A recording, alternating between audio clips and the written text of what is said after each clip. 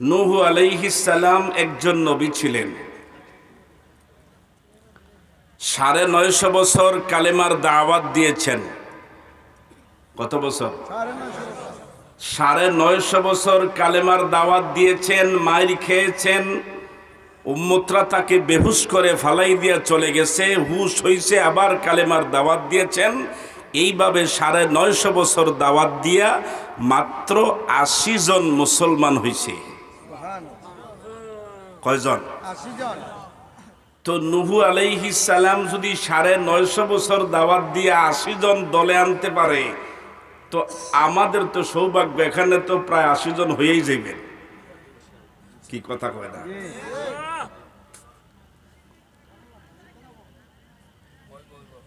তাইলে টেনশন করার কোনো কারণ নাই।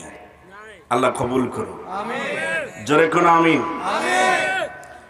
আমি গুনাহগার হতে পারি, আমার হাত দুইটা কয়েকবার খানায় কাবাতে লেগেছে। আলহামদুলিল্লাহ, আলহামদুলিল্লাহ কোন? আলহামদুলিল্লাহ, মদিনার নবীর রওজা পাকে লেগেছে। আলহামদুলিল্লাহ। আমি সবাইকে নিয়ে একটা মুনাজাত দিয়ে বিদায় হব, আমার সঙ্গে থাকবেন তো? প্রস্রাব পায়খানা ছাড়া কোনো ছুরি নাই। কি কথা কয় না? থাকবেন তো? যেহেতু লোকজন কম, উঠা বসা কেউ করবেন না। আমি সংক্ষেপে কিছু কথা বলবো, আল্লাহ কবুল করুক কোন আমিন। আমি আপনাদের খেদমতে কোরআনে কারিম থেকে ছোট্ট এক টুকরা তেলাওয়াত করেছি। দোয়া চাই এই আয়াতের শানে কিছু কথা যেন বলতে পারি, আল্লাহ তৌফিক দেখ, বলুন আমিন। আল্লাহ ওয়াজ করছেন, বিসমিল্লাহির রহমানির রহিম। আল্লাহু আকবার। ওয়াইন্নাকা লাআলা খুলুকিন আযীম। আল্লাহু আকবার। আর জোরে কোন আল্লাহু আকবার। আল্লাহ বলছেন, হাবিব ও আমার বন্ধু, নিশ্চয়ই আপনি এক মহান চরিত্রের অধিকারী। মারহাবা কোন? মারহাবা। কি দমে গেছেন নাকি? জোরে কোন মারহাবা। আমার নবীর চরিত্রটা হচ্ছে মহান। নবীজির চরিত্র কি? কথা বলেন না, নবীজির চরিত্র কি? মহান। এখন আসেন, মহান কারে কয়? মহান হচ্ছে ওই জিনিস যেই জিনিসের দিক নাই, পাশ নাই, সীমানা নাই, গভীরতার কোনো শেষ নাই, যেই জিনিস মাইপা শেষ করা যায় না। আল্লাহ হচ্ছেন মহান, আরশে আজিম হচ্ছে মহান, কোরআন হচ্ছে মহান, কিয়ামতের ভূমিকম্পটা হবে মহান। আল্লাহ বলেন আমার নবীর চরিত্রটাও ওই রকম মহান। সুবহানাল্লাহ। মারহাবা কোন? মারহাবা। আরো জোরে কোন?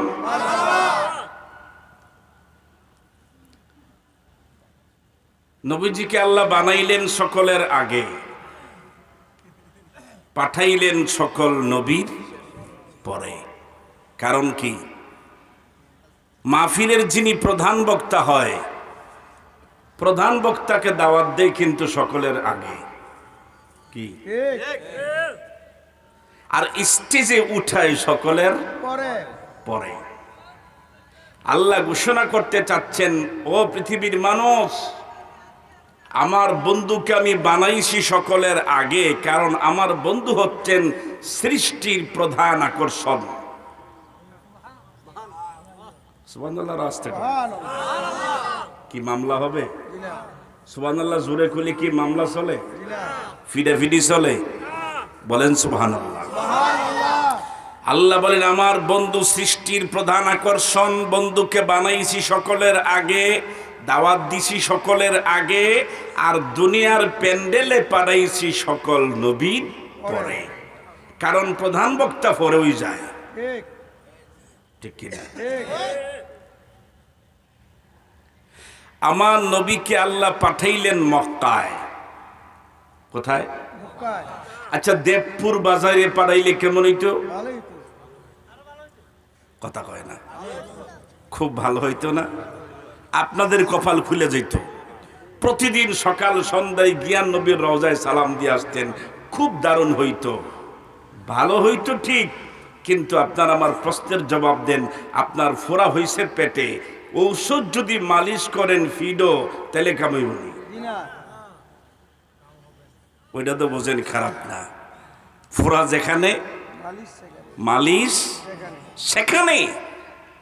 সারা পৃথিবীর মধ্যে গন্ডগোল ছিল মক্কায়, ঠিক কিনা? ঠিক। মাইকম্যান আসো, এই বক্সটা একটু আমার দিক ঘুরাই দাও, হালকা অ্যাঙ্গেল করো। গন্ডগোল হচ্ছে মক্কায়। কোথায়? মক্কায়। কথা কয় না। মক্কায়। মক্কায়। কেমন গন্ডগোল? আল্লাহর ঘর খানায় কাবার ভিতরে 360টা মূর্তি। কাবা ঘরের দরজা বরাবর উপরে বড় একটা হুবল নামক মূর্তি, প্রত্যেকের ঘাড়ে ঘাড়ে মূর্তি, প্রত্যেকের বুগলের নিচে মূর্তি। আল্লাহর ঘর খানায় কাবা তাওয়াফ করত পুরুষ মহিলা ন্যাংটা হইয়া। নাউজুবিল্লাহ বলবেন না? বাপ তার মেয়েকে বিয়ে করত, নাউজুবিল্লাহ।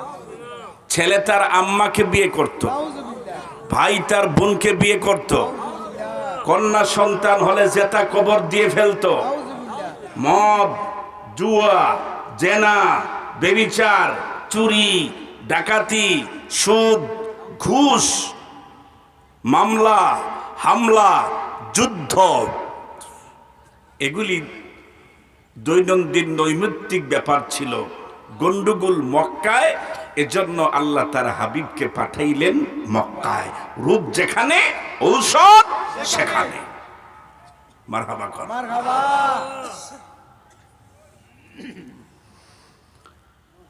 ভাইরা আমার, গভীর মনোযোগ।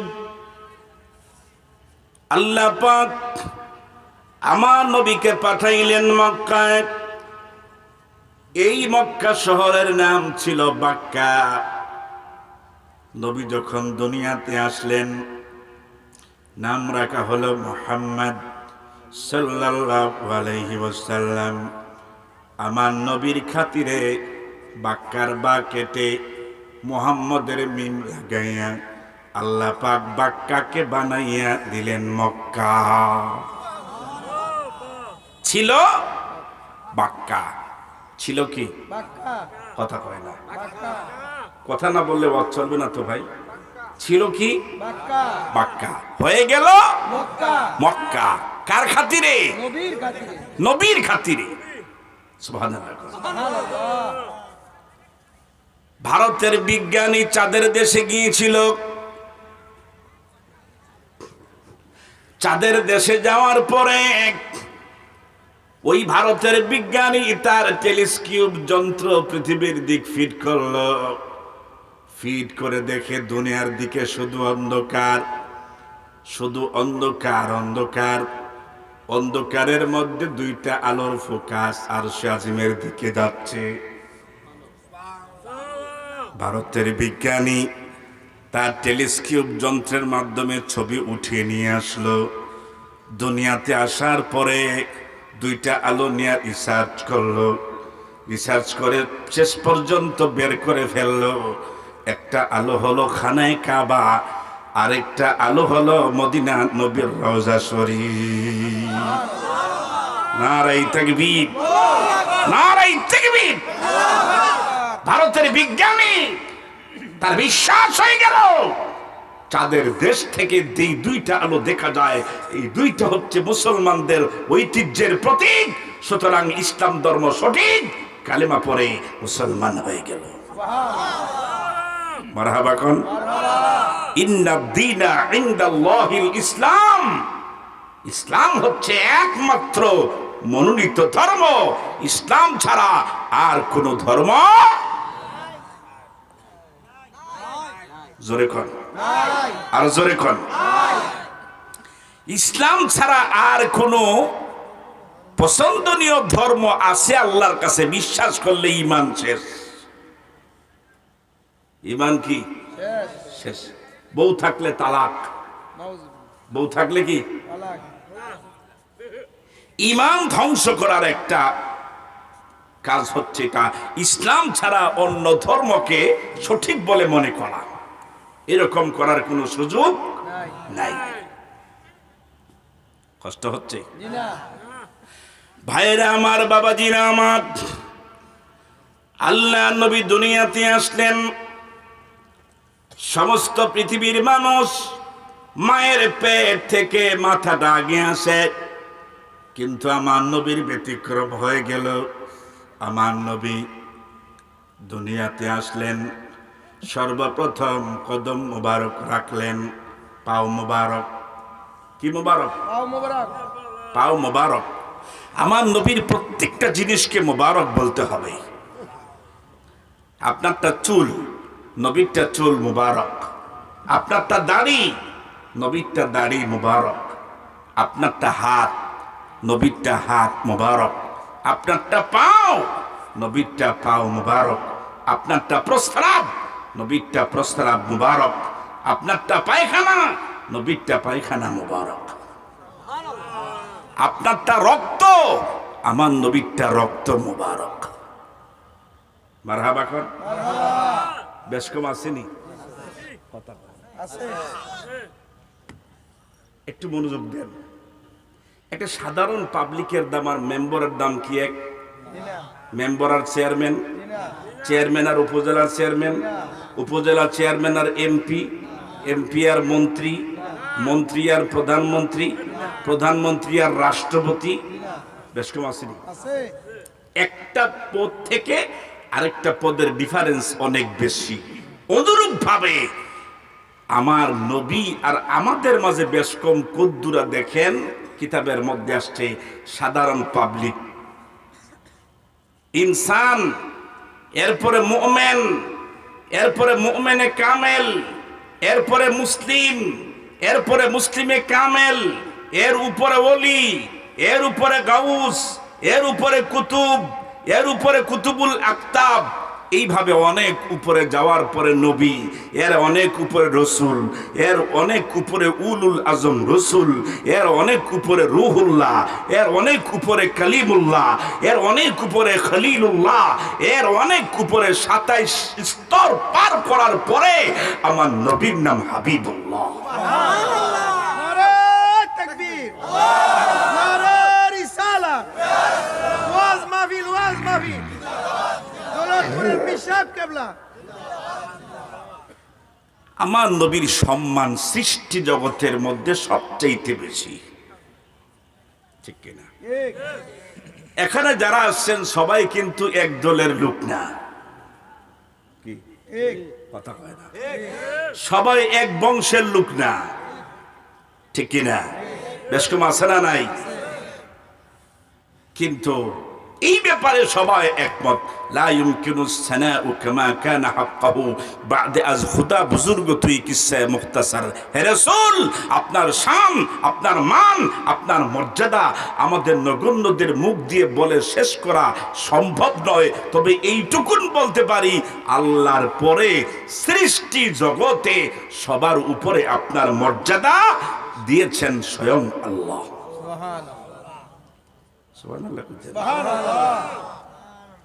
খারাপ লাগতেছে? আমার কথায় যদি খারাপ লাগে তাহলে আপনি নিশ্চিত ধরে নিতে পারেন যে আপনার ইমানের ভিতরে ফরমালিন আছে। আমি কোন দলের দালালি করার জন্য আসি নাই।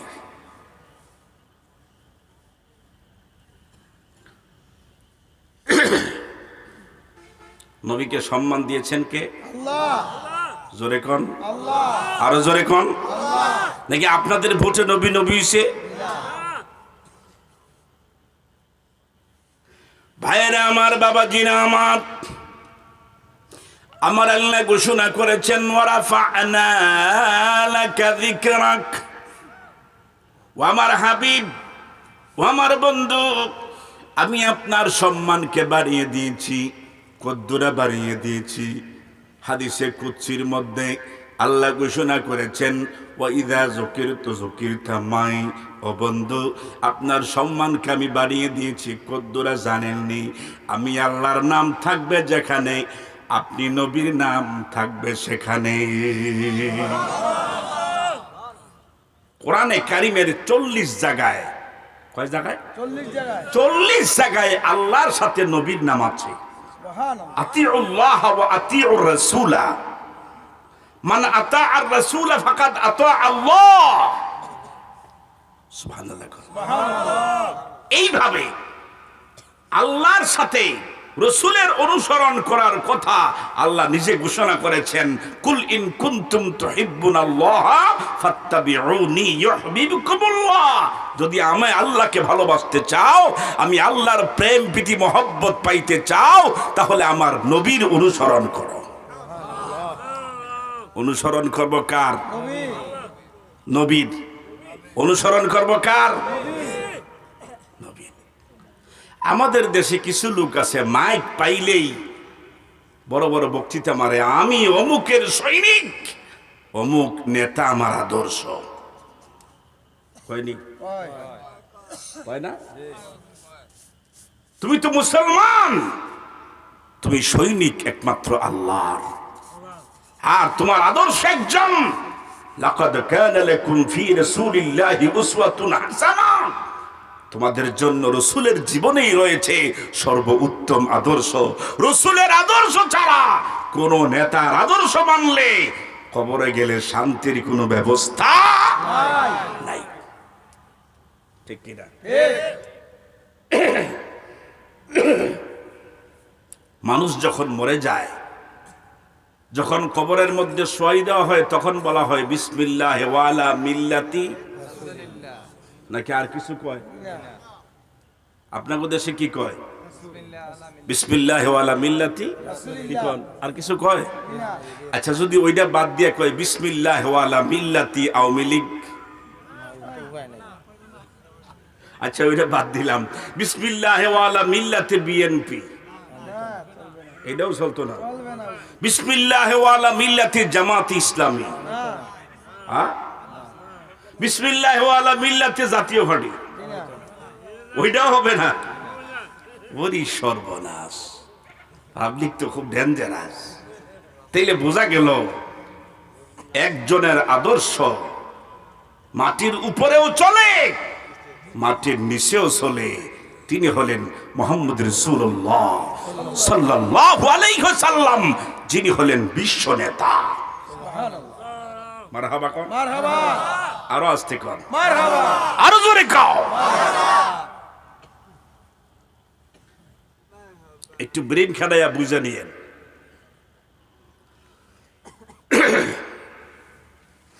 ভাইয়েরা আমার, বাবাজিরা আমার, আল্লাহ নবী দুনিয়াতে আসলেন, সর্বপ্রথম কদম মোবারক রাখলেন, মনে আসেনি? তার কারণ কি? আল্লাহ ডাক দিয়ে বলেন, বন্ধু আপনাকে দুনিয়াতে পাঠাইলাম, সর্বপ্রথম আপনার কদম মোবারক জমিনের মধ্যে রাখাইলাম। কেন জানেননি?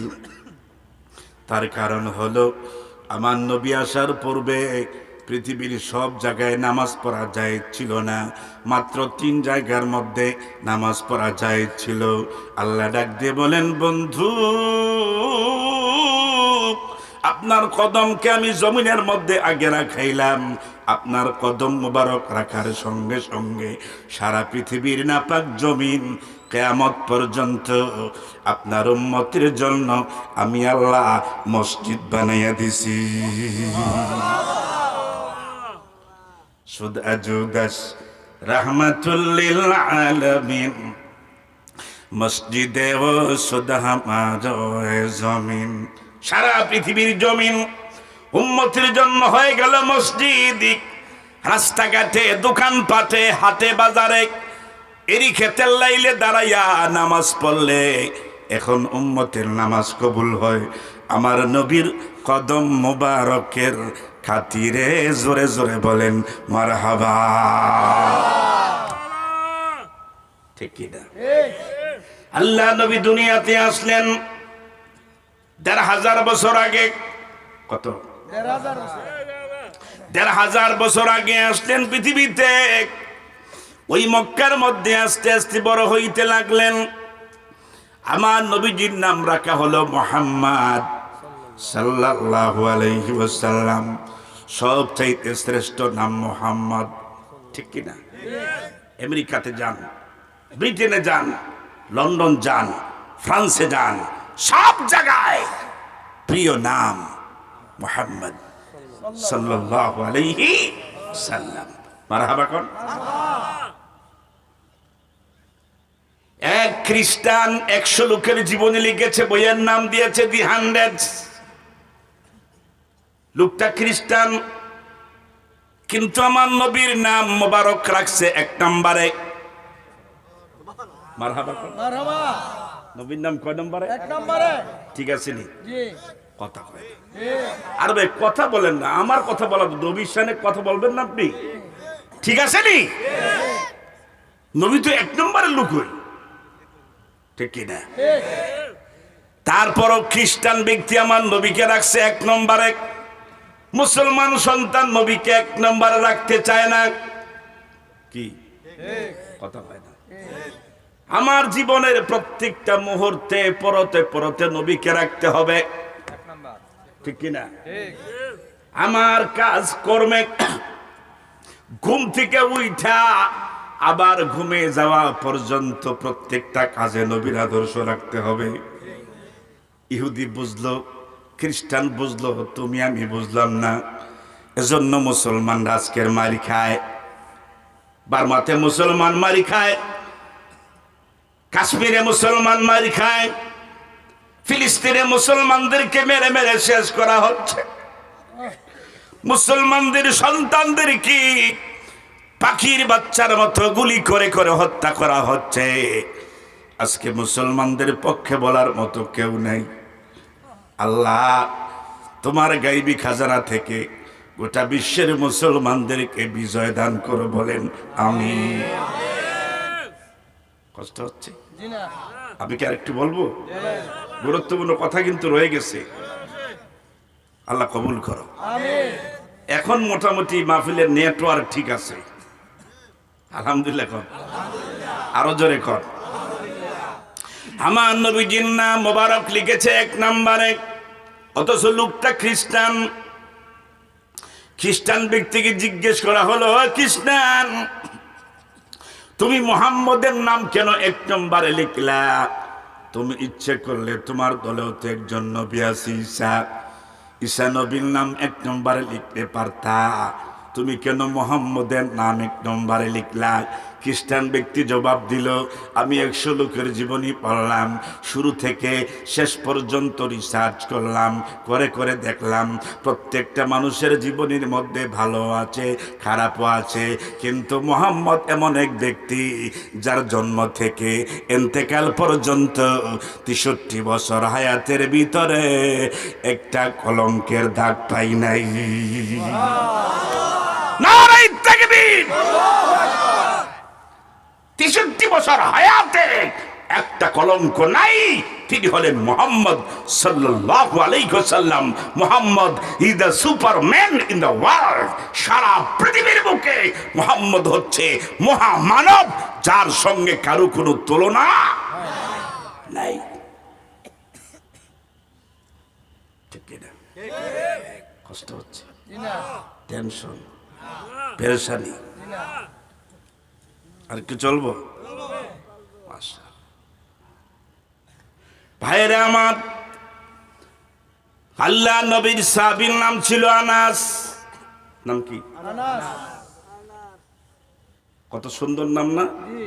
আর আমাদের দেশের নাম রাখে কি? Boltu, Poltu, baby, taxi, brush, fire, পসা, বাসি। কি আছে না নাই? কথা কয় না। কি হয়ে গেল পাবলিকের? এইরকম নাম রাখে যে রকম নামগুলি শুনতেও বিশ্রী, বলতেও বিশ্রী। হাসরের দিন আল্লাহ পাক তোমার এই নাম নিয়ে ডাকবে। এমনও হইতে পারে নামের উসিলায় জান্নাতের ফয়সালা হইয়া যাইতে পারে। সুবহানাল্লাহ। সুবহানাল্লাহ। সাহাবীর নাম হলো আনাস রাদিয়াল্লাহু তাআলা আনহু। আমার নবীর খেদমত করেছিলেন 10 বছর। 8 বছর বয়সে ছিল, 10 বছর নবীর খেদমত করেছেন। আনাসকে জিজ্ঞেস করা হলো, আনাস নবীর চরিত্র কেমন ছিল? সুবহানাল্লাহ। সুবহানাল্লাহ। হযরত আনাস বলেন, দুনিয়ার মানুষ, আমি নবীর খেদমত করেছি 10 বছর। অনেক সময় নবী আমাকে অর্ডার করেছেন, কাজ করার কথা আমার মনে ছিল না, আমি মনে নাই, কাজ করতে পারি নাই, কথাটা কমপ্লিট করতে পারি নাই। কিন্তু আমার নবী 10 বছরের ভিতরে আমি আনাসকে একদিন একটা ধমক দিয়ে কথা বলেন নাই। সুবহানাল্লাহ বলবেন না? শুধু শুধু আল্লাহ বলেছেন আমার নবীর চরিত্র, ওয়া ইন্নাকা লাআলা খুলুকিন আযীম, ও আমার হাবিব আপনার চরিত্র হচ্ছে মহান।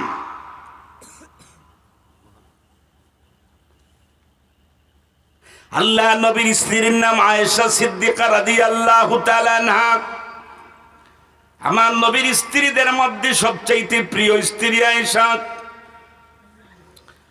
আয়েশা রাদিয়াল্লাহু তাআলা আনহাকে সাহাবায়ে কেরাম জিজ্ঞেস করলেন, আয়েশা আপনি তো আমার নবীর একজন প্রিয় স্ত্রী ছিলেন, বলেন তো নবীর চরিত্র কেমন ছিল?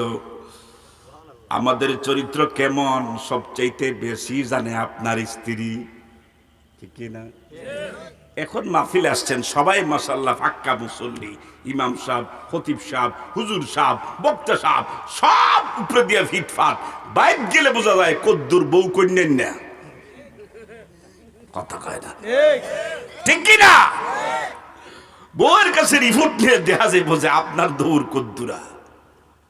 আল্লাহর হাবিব বলেছেন, খাইরুকুম খাইরুকুম লি আহলিহি, তোমাদের মধ্যে সেই উত্তম যে তার স্ত্রীর কাছে উত্তম, ঠিক কি না? কোনদিন কি রিপোর্ট নিয়েছেন? কথা কয় না। আজকে বাড়িতে যাইয়া স্ত্রীকে ঘুম থেকে উঠাইয়া বলবেন, স্ত্রী তোর সঙ্গে আমার ঘর সংসার হয়ে গেল 15-20 বছর 30 বছর হয়েছে, দৌলতপুরের হুজুর ছিল আমার বলে গেছে তোর থেকে রিপোর্ট নিতাম, আচ্ছা কোসাইন দিয়ে আমি লোকটা কেমন? পারবেন তো? রিপোর্ট কেমন আইব? স্ত্রীর রিপোর্ট যদি খারাপ আসে তাহলে বোঝা গেল আপনার ভিতরে ফরমালিন আছে, ঠিক কি না? আর স্ত্রীর রিপোর্ট যদি ভালো আসে তাহলে বুঝতে হবে আপনি আসলেই একজন ভালো মানুষ, ঠিক কি না? ভাইয়েরা আমার, বাবাজিনে আমার, আয়েশা সিদ্দিকাকে জিজ্ঞেস করা হলো, আয়েশা আমার নবীর চরিত্র কেমন ছিল? হযরত আয়েশা সিদ্দিকা রাদিয়াল্লাহু তাআলা আনহা সাহাবায়ে কেরামদেরকে বললেন, ও নবীর সাহাবীরা, আতাকরাউনাল কোরআন, আপনারা কি কোরআন শরীফ পড়েন নাই? সাহাবায়ে কেরাম বললেন, আয়েশা কেন আমরা কোরআন শরীফ পড়েছি, তাহলে কি হয়েছে? হযরত আয়েশা সিদ্দিকা ঘোষণা করে দিয়েছেন, কানা খুলুকুহু আল কোরআন, নবীর চরিত্র কেমন ছিল আমাকে জিজ্ঞেস করার দরকার নাই, আমার নবীর চরিত্র ছিল 30 পারা কোরআন শরীফ। কয় পারা? 30 পারা। আমাদের চরিত্র কয় পারা? কেউ আমাদের চরিত্র কয় পারা? 2-4 লাইনের ভিতরেও নাই, কি কথা কয় না?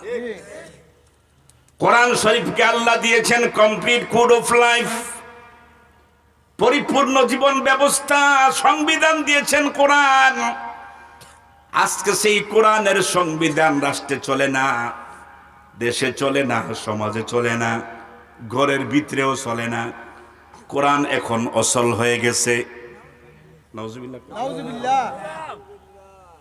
কোরআনকে সুন্দর করে মলট লাগাইয়া সুকেশের ভিতরে ঢুকাই দিছে। ইমাম সাহেব হুজুরকে দাওয়াত দিছে, বাপ মারা গেছে, ইমাম সাহেব আসছে, আইসা একটা কোরআন। হুজুর জিজ্ঞেস করলো এত দেরি ব্যাপার কি? হুজুর বললেন না, 10 বছর আগে দাদায় মরছিল, ওই দিন কোরআন শরীফ পড়ছিলাম, এরপরে বাড়ির কেউ মরেও না, আর কোরআন শরীফও খোলার কাম লাগে না। নাউজুবিল্লাহ কইতেন না? এটাই তো বাস্তব। আমাদের দেশে কোরআন কাজে লাগে মানুষ মারা গেলে। কি আচ্ছা আপনারা বলেন তো, কোরআন কি আল্লাহ মরা মানুষের লেগে দিছে? হ্যাঁ, আমার আল্লাহ ঘোষণা করেছেন শাহরু রমাদান আল্লাযী উনজিলা ফীহিল কুরআন, এই সেই রমাদান মাস, যেই রমাদান মাসে আল্লাহ নাজিল করেছেন কোরআন। কেন দিয়েছেন? হুদাল লিন্নাস, সুবহানাল্লাহ, হুদাল লিন্নাস, মানব জাতির হেদায়েতের জন্য। মানুষ যার হুশ আছে তারে কয় মানুষ, যার হুশ নাই তারে কয় লাশ। এখন আমরা লাশের লেগে কোরআন শরীফ লাগাইছি, মানুষের লেগে লাগাইতে রাজি না।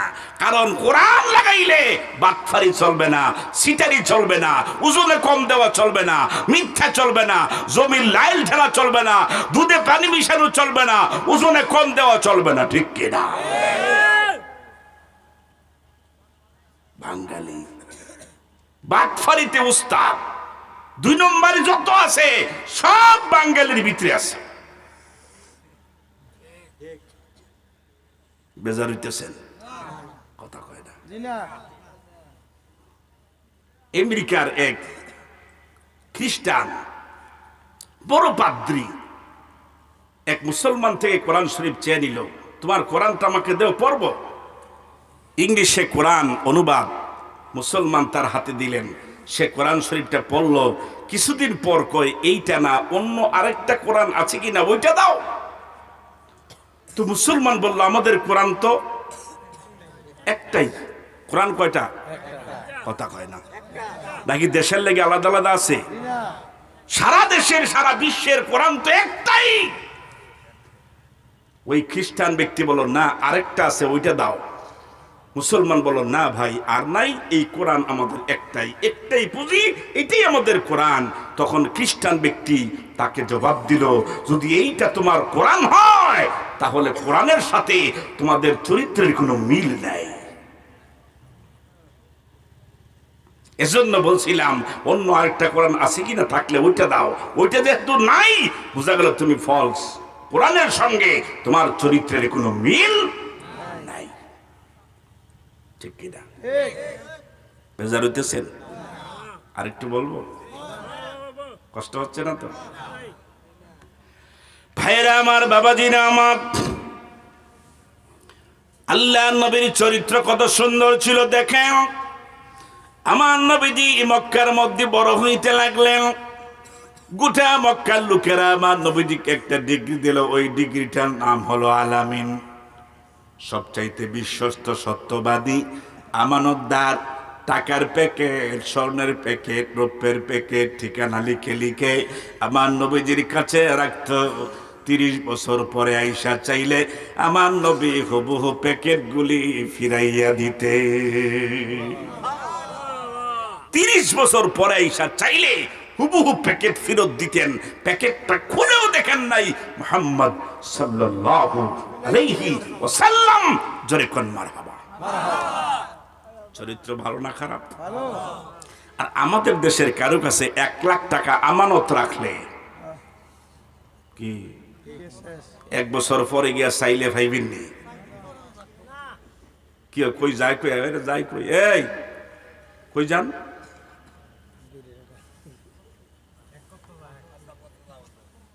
প্রয়োজন ছাড়া কেউ উঠবেন না প্লিজ, অনুরোধ করলাম।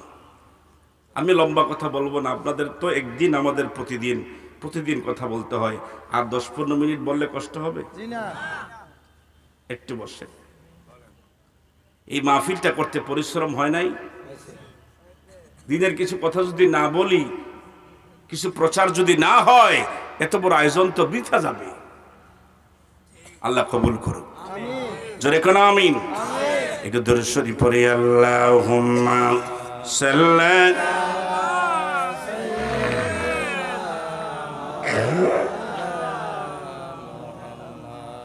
ওয়া আলা আলি সাইয়্যিদ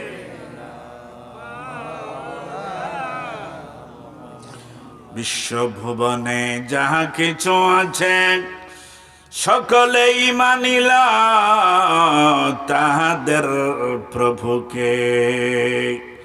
ভবেরি মানুষ কেবলই বেহুশ, মানিল না তারা আমার আল্লাহকে। আল্লাহুম্মা সাল্লি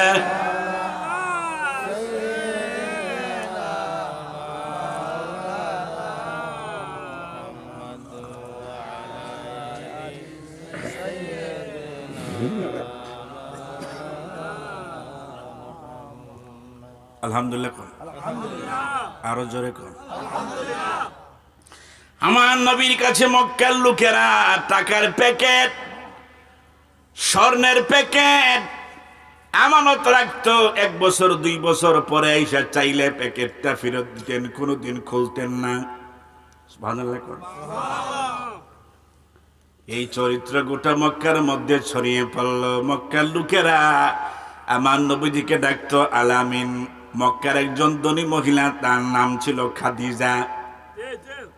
আমার নবীর প্রশংসা শুনলেন খাদিজাতুল কুবরা। আল্লাহ নবীকে ডাকলেন, ডাক দিয়ে বললেন, মুহাম্মদ আলামিন, আমার বিরাট বড় ব্যবসা আছে, আমার মনে চায় আমার ব্যবসার দায়িত্ব আপনাকে দিতাম। আমার নবী দায়িত্ব গ্রহণ করলেন, কিছুদিন ব্যবসা চালাইলেন।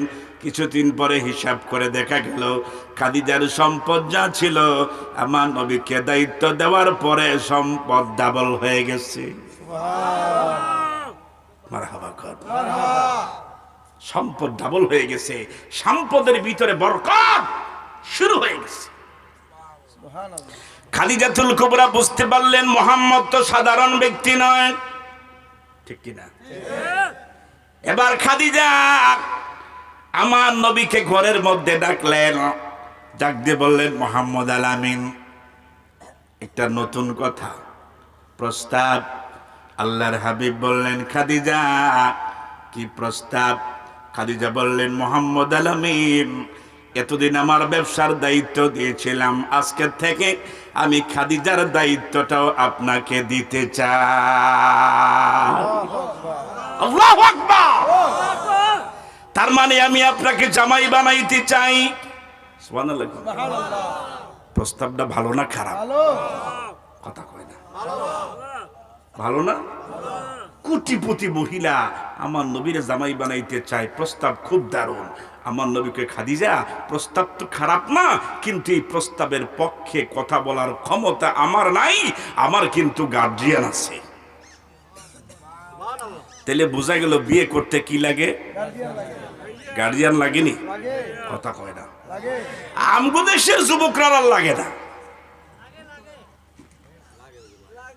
মনের মতো লুক ফাইয়া গেলে কয় চল কুমিল্লা কোটো জায়গা। কি কথা কয় না? আর কয়দিন আগে দেখলাম প্রিন্স মামুন আর প্রিন্স লায়লা, কথা কয় না। 3 বছর ঘর সংসার করছে, বিয়ার কোনো খবর নাই। যখন কিলে কিলি লাগছে এরপরে কয় তার সাথে আমার বিয়ে হইছে না। নাউজুবিল্লাহ কইতেন না?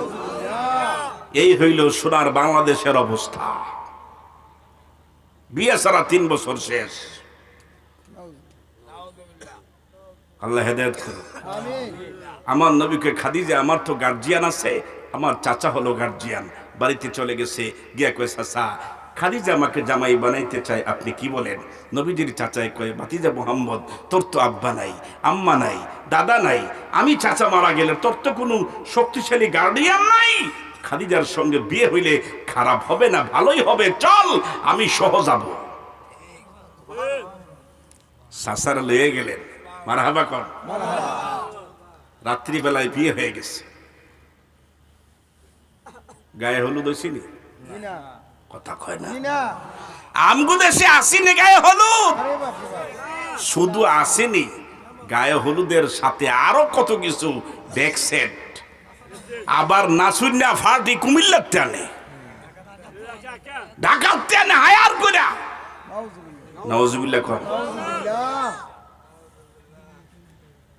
কিতাবের মধ্যে আসছে এই নাচানাচি গান বাজনা এগুলি হারাম, আর এই গান বাজনা শুনে ড্যান্স দিলে বউ থাকলে তালাক।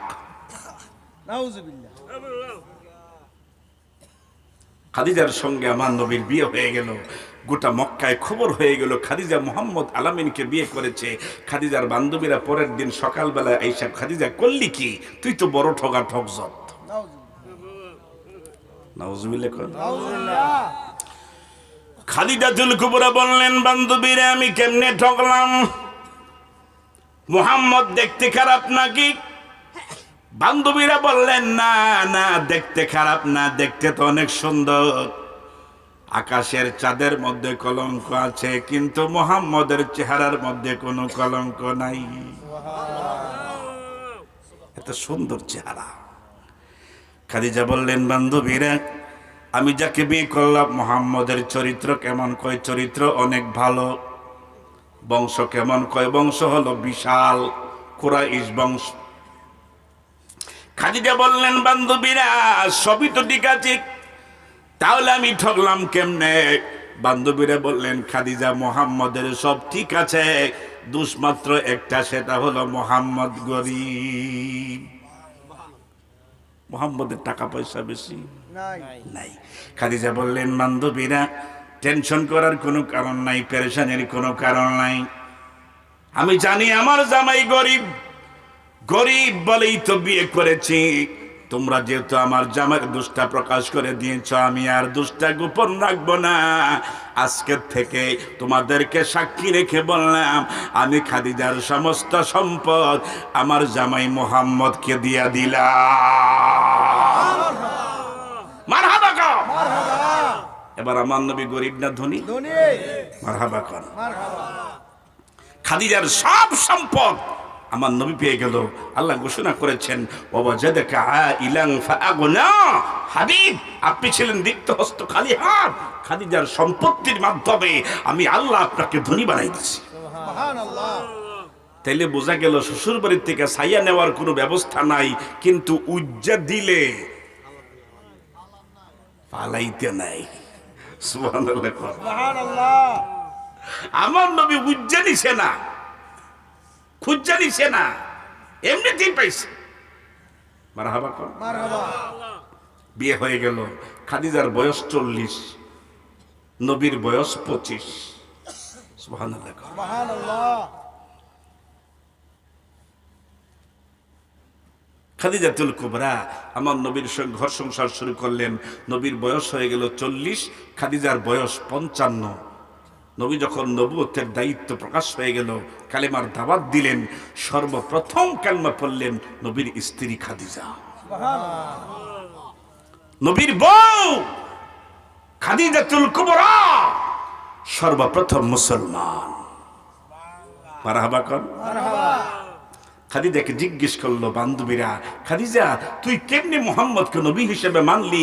খাদিজাতুল কুবরা বললেন, আমি মুহাম্মদের সঙ্গে ঘর সংসার করছি আজকে 15 বছর হয়ে গেছে। 15 বছরের ভিতরে মুহাম্মদ একদিন একটা মিথ্যা কথা বলেন নাই। নারায়ে তাকবীর। কি কি নবীর উম্মত হইলা, যেই নবী 63 বছর হায়াতে একটা মিথ্যা বলেন নাই। আমরা মিথ্যা কথা কইনি। ডেলি কত হাজার মিথ্যা কথা। টেলিফোনে ফোন করলে, হ্যালো কোথায় আছেন? আছে দেবপুর। কই? কুমিল্লা শাসন গাছা বার হইছে। কাঁচা মিথ্যা কথা, ঠিক কিনা? আরো যে কত আছে তার তো কোনো ঠিক ঠিকানা নাই। কি কর? কষ্ট হচ্ছে? আরেকটু বলি, ভাইরা আমার, বাবাজিরা আমার, খাদিজাতুল কুবরা আমার নবীর হাতে হাত রেখে প্রথম মুসলমান হয়ে গেলেন। খাদিজা যেদিন ইন্তেকাল হয়ে যাবে, আমার নবীকে ডাক দিয়ে বললেন, ইয়া রাসূলুল্লাহ, আপনার জন্য আমার জীবন যৌবন সম্পদ সব ব্যয় করে দিলাম। ওগো নবীজি, আমি ইন্তেকাল হয়ে গেলে আপনার কাছে আমার কয়েকটা আবদার। এক নাম্বার আবদার, গো নবী, আপনি নবী আমার গোসলের ব্যবস্থা করাইয়া দিবে। নবী গো, নবী, আমি দুনিয়া ছেড়ে চলে গেলে আপনি আমার গোসলের ব্যবস্থা করাইবেন।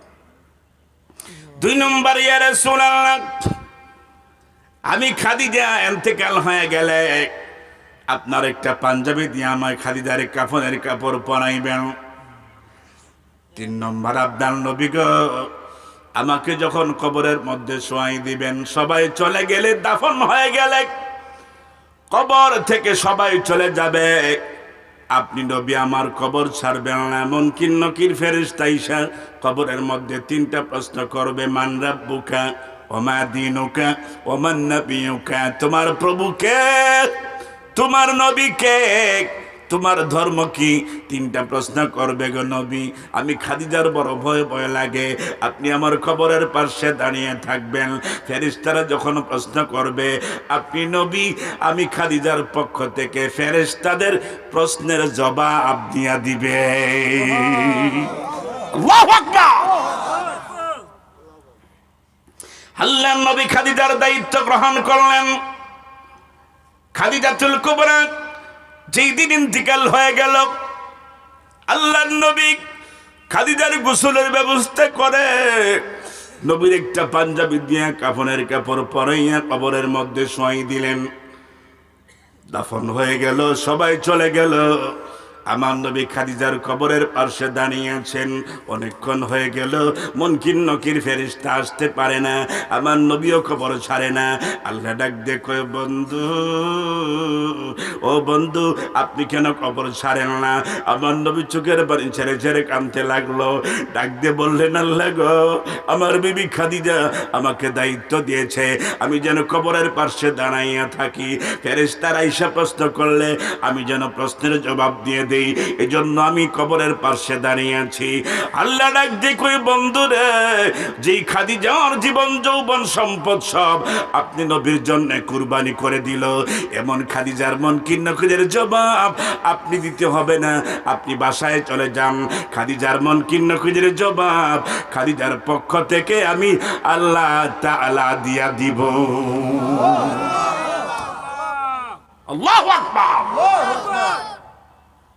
খাদিজাতুল কুবরা আল্লাহর নবীর আদর্শ মেনেছিলেন, ঠিক কিনা? আল্লাহ রাসূলের সুন্নতকে মেনেছিলেন। আল্লাহর হাবিব বলেছেন, কুল্লু উম্মতি ইয়াদখুলুনাল জান্নাহ ইল্লা মান আবা, আমার সমস্ত উম্মত জান্নাতে যাবে একমাত্র আবা ছাড়া। সাহাবায়ে কেরাম বলেন, ওমান আবা, আবা বারকারা। আল্লাহর হাবিব বলেছেন, মান আতানি ফাদাখালাল জান্নাহ, যে আমার সুন্নত মানবে সে জান্নাতে ঢুকবে। ওমান আসানি ফাকাদ আবা, যে আমি নবীর সুন্নত মানবে না, অস্বীকার করবে, সে জাহান্নামী। নবীর সুন্নত মানলে দুনিয়াতে শান্তি, আখিরাতে শান্তি, জান্নাত হবে ঠিকানা। ঠিক কিনা? রাসূলের সুন্নত মানতে রাজি আছেন? রাজি আছেন? 5 ওয়াক্ত নামাজ পড়তে রাজি আছেন? রমজানের রোজা রাখতে রাজি আছেন? আল্লাহ কবুল করুন। আমিন। জোরে কোন আমিন। আমিন। আর জোরে কোন আমিন। আমিন। মক্কায় যাইতেন মনটা চাইনি, কথা কয় না, চাইনি ভাই। এই দেবপুর এলাকার পাবলিক কইতারেন, হুজুর মনটায় চাই ঠিক, কাছারি তলার মানুষ, হুজুর মক্কায় যাইতে মনটায় চাই কিন্তু মামলত নাই। আর এখন হজের টাকা যেই বাড়াইছে 7 লাখ, হজে যাওয়া এখন কঠিন হয়ে গেছে। কইতারেন, হুজুর যাইতে মনটা চাই কিন্তু মামলত নাই। আমি আপনাকে বলতে চাই, যদি দেবপুরের পিঁপড়া হাজী সাহেবের ব্যাগের ভিতরে ঢুকতারে, তাইলে পিঁপড়াও মক্কা মদিনা যাইতে পারে, পারেনি? যদি আল্লাহ পাক পিঁপড়ারে হাজী সাহেবের ব্যাগের ভিতরে কইরা মক্কা মদিনা নিতে পারে, আপনার আমার নিতে পারবে? কথা কয় না। টাকা ছাড়া আমার কাছে অসংখ্য প্রমাণ আছে, জান ফুজি কিচ্ছু নাই। এক বড় লোকের সঙ্গে পরিচয় হয়েছে, এর উমরাত লয়ে গেছে। সুবহানাল্লাহ কইতেন না? একটা টাকাও লাগে নাই, যদি লাগিয়া যায় তো আল্লাহ পাক আপনাকে আমাকে এরকম সুযোগ দিতে পারে কিনা? কথা কয় না। আল্লাহ কবুল করো, জোরে কোন আমিন। আমি এখন দোয়া করব, দোয়া না করে কেউ যাবেন না। আল্লাহ কবুল করুক, কোন আমিন। এই মাহফিলের জন্য অনেক টাকা খরচ হয়েছে। আমি একটা আবদার করব, আজকে এই মাসটা হচ্ছে শাবানের মাস। আজকে রাত্র হলো জুমার রাত। কিসের রাত? জুমার রাত, দোয়া কবুলের রাত্রি। একটা নিয়ত করেন যে হুজুর মক্কায় যাইতাম চাই, মদিনায় যাইতাম চাই, কোরআনের মাহফিলে নগদ 1000 টাকা দেব, এমন একটা লোক আমি চাই।